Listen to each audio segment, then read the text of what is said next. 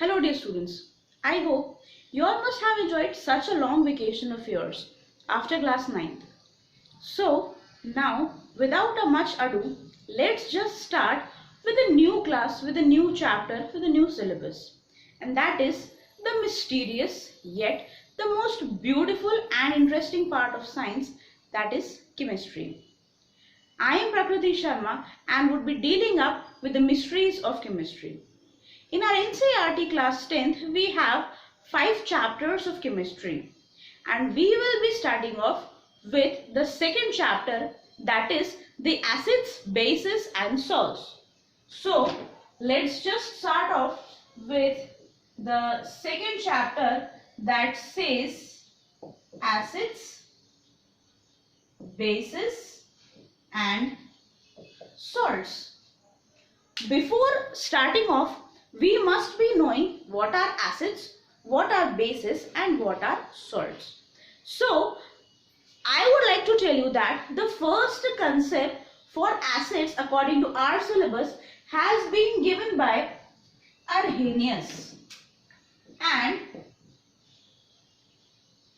Arrhenius gave 2 statements, one for acids and the other one for base. Arrhenius has said that those substances which when dissolved in water release H plus ions, that is ऐसे substances जो पानी में dissolve होने के बाद में H plus ions release करें, they are called as acids, and the substances which release OH minus ions, यानी वो substances जो OH minus ions को release करें उन्हें हम bases कहते हैं. For example, if we talk about sulfuric acid, that is H2SO4, when this sulfuric acid जब हम इसे पानी में dissolve करते हैं, that is if we write dissolved in water, ये क्या करेगा? ये break होगा.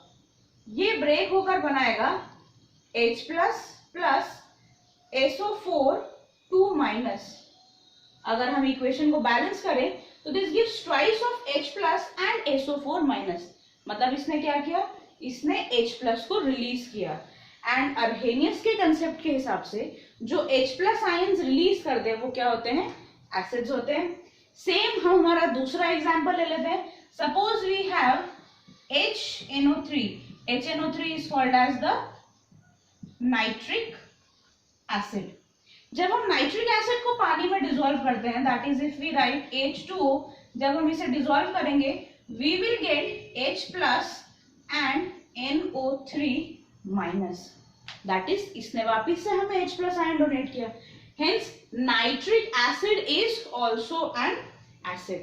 ये तो बात हुई इनऑर्गेनिक एसिड्स की. इनऑर्गेनिक एसिड्स मतलब जिनके अंदर कार्बन नहीं है. Let's have an organic acid, that is suppose we have oxalic acid COOH dot 2H2O. This is oxalic acid. जब हम इस ऑक्सैलिक एसिड को पानी में डिसॉल्व करेंगे,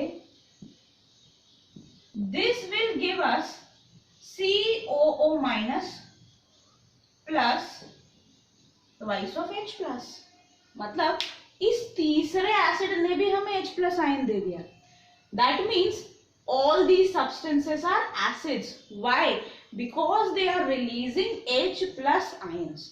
Now let's talk about the bases.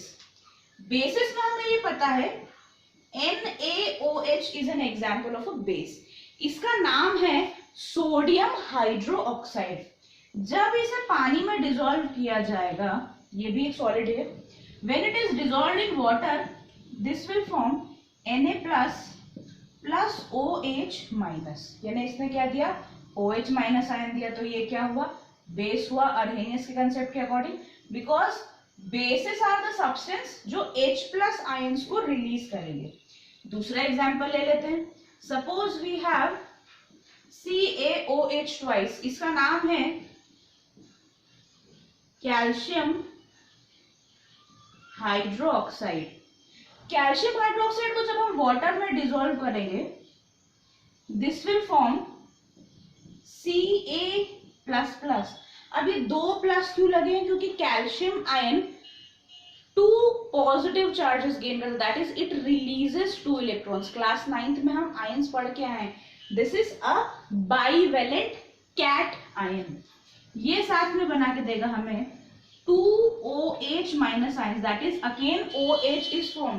तो OH बना है मतलब ये वापस से क्या हो गया हमारा बेस। तो आर्हेनियस कंसेप्ट के हिसाब से एसिड्स आर दो substances which when dissolved in water release H+ ion. 3 example हमने देखे, sulphuric acid, nitric acid and oxalic acid. Basis वो सब्सटेंस है जो वाटर में डिसॉल्व करने के बाद में OH माइनस आयंस रिलीज कर रहे हैं। एग्जांपल हमने देखा sodium hydroxide and calcium hydroxide. अब हम इन एसिड्स और बेसिस की कुछ प्रॉपर्टीज को स्टडी करते हैं। I would like to tell you all that ये एसिड्स एंड बेसिस सिर्फ हम लेबोरेटरीज में ही नहीं मिलते या सिर्फ हमें केमिस्ट की शॉप पे ही नहीं मिलते। ये एसिड्स और बेसिस हमारे घर में काफी सारी चीजों में प्रेजेंट होते हैं। फॉर एग्जाम्पल लेमन में सिट्रिक एसिड होता है। देन अगर हम बात करें टमाटोज की, they have oxalic acid content in them. हमारा जो टॉयलेट क्लीनर होता है उसके अंदर हाइड्रोक्लोरिक एसिड होता है। हमारे स्टमक के अंदर हाइड्रोक्लोरिक एसिड होता है HCl। वहीं अगर हम बात करें बेसिस की और उनके हाउस होल्ड एग्जाम्पल्स की, तो इनो जो हम खाते हैं या जो हम एसिडिटी के टाइम पे लेते हैं, दैट इज अ बेस। मीठे सोडे की अगर हम बात करें, that is sodium carbonate, that is Na2CO3। तो ये हाउस होल्ड एग्जाम्पल्स हैं जो एसिड्स और बेसिस के हमें घर में हमारे आसपास से मिल जाते हैं। Now let's just talk about the properties of acids। मैंने भी आप लोगों के सामने 2-3 एसिड्स के नाम लिए, जिसमें से एक था सिट्रिक एसिड, नींबू। टेस्ट में कैसा होता है? हल्का सा खट्टा होता है, हल्का सा टैंगी टेस्ट होता है। खट्टे को इंग्लिश में क्या कहा जाता है? सॉर। तो the first property of acid is they are sour in taste. दूसरी चीज, होते तो ये अधिकतर कलरलेस ही है, they are maximum colourless, but sometimes कुछ रिएक्शंस की वजह से या तो ऑक्सीडेशन की वजह से हल्का सा कलर अक्वायर कर लेते हैं, बट दे आर ट्रांसपेरेंट। तो अगर एक ग्लास में पानी रखा है और दूसरे ग्लास में एसिड रखा है, तो हम कैसे डिस्टिंग्विश करेंगे कि ये एसिड है या बेस है? इसके लिए हम टेस्ट करते हैं लिटमस पेपर का। Litmus paper is a type of paper जो एसिड के अंदर डिप होने के बाद कलर अपना चेंज करता है। 2 तरह के लिटमस पेपर है हमारे पास, एक होता है रेड लिटमस पेपर, दूसरा होता है ब्लू लिटमस पेपर। तो एसिड्स की अगर हम बात करते हैं, second property is acids turn blue litmus red. मतलब अगर हमारे पास में कोई एसिड है, हम उसके अंदर ये लिटमस पेपर डिप करेंगे तो वो ब्लू से रेड में टर्न हो जाएगा। ओके, तो these are acids which turn blue litmus to red. अब इनकी अगली प्रॉपर्टी की बात करते हैं हम। अगली प्रॉपर्टी इनकी होती है कि जब भी हम एसिड को किसी मेटल कार्बोनेट या मेटल बाइकार्बोनेट के साथ रिएक्ट करें, जो कि आप लोगों ने क्लास 9th में metal carbonates and metal bicarbonates के फॉर्मूले पढ़े होंगे जब आप लोगों ने वैलेंसीज पढ़ी होंगी। कार्बोनेट्स होते हैं बेसिकली CO3 2-, मतलब इनकी वैलेंसी क्या है? -2। और हम कोई सा भी मेटल यहां पर ले लेंगे, तो इसको जब हम क्रॉस मल्टीप्लाई करेंगे तो हमारा फॉर्मूला बनेगा MCO3। अगर इस मेटल की वैलेंसी 1 है तो M2CO3 बनेगा, अगर इस मेटल की वैलेंसी 2 है तो MCO3 बनेगा।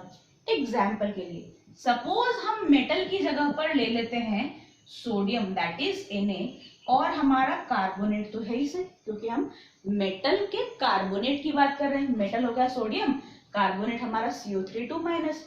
सोडियम की वैलेंसी है +1, लेकिन इस कार्बोनेट की वैलेंसी है -2, तो एक क्रिस क्रॉस मेथड हम लोगों ने 9th क्लास में पढ़ा होगा आप लोगों ने. This will give the formula to be Na2CO3. तो ये क्या बन गया हमारा, ये बन गया हमारा सोडियम कार्बोनेट. कैसे बना मैं आप लोगों को एक्सप्लेन कर चुकी हूँ. सेम इसी तरह से हम सोडियम बाइकार्बोनेट भी बना लेते हैं, क्योंकि हम किसकी बात कर रहे हैं, एसिड्स की रिएक्शन किसके साथ, मेटल के कार्बोनेट्स एंड मेटल के बाइकार्बोनेट्स के साथ. जब हम मेटल बाइकार्बोनेट की बात करते हैं तो बाइकार्बोनेट्स को CO3-1 से डिनोट किया जाता है और मेटल है हमारा M. सपोज हम सोडियम के ही बाइकार्बोनेट की बात कर लेते हैं, तो this is Na, bicarbonate is HCO3. जैसे हमने वहां लिखा था क्रिस क्रॉस मेथड, इसकी वैलेंसी +1. अब क्योंकि यहाँ पर 2- चार्ज थे तो यहाँ पर 2 मेटल लगे थे. अब हाइड्रोजन भाई साहब ऑलरेडी ऑक्यूपाई कर चुके हैं एक जगह, तो वैलेंसी कितनी बची, -1. मतलब अब सिर्फ एक जगह खाली है हमारे पास, तो दिस विल गिव अस -1. फिर से क्रिस क्रॉस मेथड लगा देते हैं. फॉर्मूला क्या बन जाएगा, NaHCO3. This is called as sodium bicarbonate and इसी का दूसरा नाम होता है सोडियम, क्योंकि हाइड्रोजन लगा है इसीलिए हम इसे सोडियम हाइड्रोजन कार्बोनेट के नाम से भी जानते हैं. ठीक है, तो अब हम अगली रिएक्शन की अगर बात करें तो हम बात करने वाले हैं इन एसिड्स की रिएक्शन मेटल के कार्बोनेट्स एंड मेटल के बाइकार्बोनेट्स के साथ में. तो तीसरी प्रॉपर्टी जो हम करेंगे that is reaction with metal carbonate, जिसका फॉर्मूला हमने देख लिया है, एंड मेटल के बाइकार्बोनेट. अब हम पहली रिएक्शन करा लेते हैं मेटल के कार्बोनेट के साथ में. तो एक जनरलाइज्ड इक्वेशन लिखेंगे, फिर हम एग्जाम्पल सॉल्व करेंगे. एग्जामिनेशन में अगर आप जनरलाइज्ड इक्वेशन याद करके जाते हैं तो एग्जाम्पल आप अपने हिसाब से बनाकर बहुत इजीली आ सकते हैं. तो we have acid plus metal carbonate. इसे याद करने के लिए भी ये सबसे सिंप्लीफाइड फॉर्म है. अब मैं इसको आपको एक स्टेटमेंट के फॉर्म में बताती हूँ. Acids when reacted with metal carbonate form, ये हम इसे गिव्स भी कहते हैं, फॉर्म भी कहते हैं. ये arrow direction of the reaction बताता है. ये रिएक्टेंट साइड है, रिएक्टेंट से प्रोडक्ट बन रहा है, तो ये एरो शो करेगा कि रिएक्शन आगे की तरफ दैट इज फॉरवर्ड डायरेक्शन में प्रोसीड कर रही है. This will form the metal salt plus water plus carbon dioxide gas release होगी. अब कार्बन डाइऑक्साइड गैस रिलीज हो रही है, ये हमें कैसे पता चलेगा. आप लोगों ने कभी बचपन में ये ट्राई किया हो या नहीं किया, बट अगली टाइम जब भी कभी कोई ड्रिंक, कार्बोनेटेड ड्रिंक यूज करोगे तो इसे ट्राई करके जरूर देखना. जब भी हमारे हाथ में Pepsi, Thums Up, Mirinda, Sprite, Fanta या किसी भी कार्बोनेटेड ड्रिंक की बोतल आए तो उसके माउथ पे अपना अंगूठा रखना है, अपना हाथ रखना, उसे जोर से शेक करना. एकदम से दिखता है कि उसके अंदर से बारीक बारीक बबल्स निकल के एकदम से फिज बनता है. वो फिज इस कार्बन डाइऑक्साइड गैस का ही होता है. तो अब हम एक एग्जांपल ले लेते हैं. एग्जांपल में सपोज हमने एसिड की जगह पे एग्जांपल ले लिया HCl. इसका नाम है हाइड्रोक्लोरिक एसिड. एक चीज और, जब भी हम रिएक्शंस लिखेंगे हमेशा फॉर्मूलाज के नीचे उनका नाम जरूर मेंशन कीजिएगा. This will lead you to a plus point in your reactions. Metal carbonate की बात करें तो हम ले लेते हैं सोडियम कार्बोनेट, जो अभी हाल हमने बना, दैट इज Na2CO3. इससे बनेगा मेटल का सॉल्ट. अब मेटल का सॉल्ट मतलब क्या, मेटल सॉल्ट मतलब उसमें एक पार्ट आता है एसिड आयन से और दूसरा पार्ट आता है बेस आयन से. यहां से आएगा Cl और यहां से आएगा Na. तो जो सॉल्ट बनेगा that would be NaCl, that is sodium chloride. Plus हमने कहा कि प्लस बनेगा पानी, that is H2O, and CO2 gas release हो जाएगी. हम ये एरो डिनोट करवाते हैं इसलिए कि हमें पता चले कि एटमॉस्फेयर में कौन सी गैस रिलीज हो रही है। इसका जस्ट ऑपोजिट एक एरो भी होता है, that is the downward direction arrow. Downward direction arrow किस चीज के लिए यूज होता है? ये बताता है कि कहीं कोई प्रेसिपिटेट तो नहीं बना। प्रेसिपिटेट के बारे में मैं आपको आपके अगले लेक्चर में बताऊंगी। क्यों? क्योंकि वहां हम ऐसी रिएक्शन करेंगे जहां पर प्रेसिपिटेट फॉर्म होगा। अब मेटल बाइकार्बोनेट्स की बात कर लेते हैं। सपोज अब हमारे पास में है acid plus metal bicarbonate. Reaction वही रहेगी, कोई चेंज नहीं होगा। That is it will form the metal salt plus water plus carbon dioxide gas. तो अब हम फॉर्मूला लिख लेते हैं। एसिड में हम मान लो वापस से HCl ले लिया, बाइकार्बोनेट लेना है तो NaHCO3 रिएक्ट करवाएंगे, बनेगा NaCl plus H2O plus CO2। That is हमारे जो फिज निकल के आएंगे, जो बारीक बारीक बबल्स निकल के आएंगे, दैट इज ये जो बबल्स आपको निकलते हुए दिख रहे हैं ना, ये बबल्स किस चीज के हैं? ये इसी CO2 गैस के हैं। So that's all for the lecture. I hope you had enjoyed it. Next class में आगे की properties. Till then stay home and stay safe.